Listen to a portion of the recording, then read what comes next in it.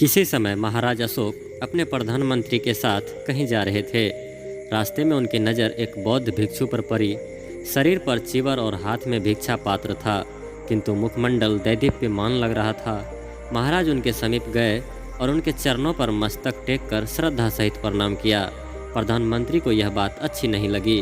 वे सोचने लगे कि अपनी ही कृपा पर पलने वाले भिखारी साधु के चरणों में सिर टेक कर महाराज ने अच्छा नहीं किया।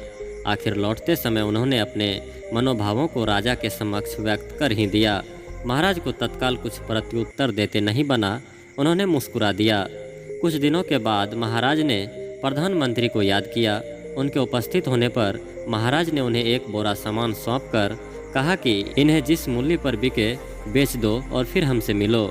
महल से निकलकर उन्होंने सामान का निरीक्षण करने के लिए बोरा खोला। विभिन्न प्रकार की खोपड़ियों को देखकर वे चकित रह गए, परंतु आज्ञा पालन करना ही था, इसलिए उन्हें बेचने की व्यवस्था की। सभी खोपड़ियां बिक गई, किंतु एक का ग्राहक नहीं मिला। वह थी मनुष्य की खोपड़ी। प्रधानमंत्री उन्हें वापस ले आए और राजा से मिले। महाराज अशोक ने पुनः आज्ञा दी कि कोई इसे नहीं खरीदता है तो बिना मूल्य लिए किसी को दे दो। सारा दिन भटकने पर भी किसी ने उसे बिना मूल्य भी नहीं लिया। महामंत्री शाम को लौटकर राजा से मिले और सारी बातें बताई। महाराज ने प्रश्न किया, बताओ यदि मैं मर जाऊं तो मेरी खोपड़ी का क्या मूल्य होगा? प्रधानमंत्री ने उत्तर दिया, क्षमा करें महाराज, खोपड़ी खोपड़ी बराबर है, आपका हो या दूसरे का, इसे कोई मुफ्त में भी नहीं लेगा।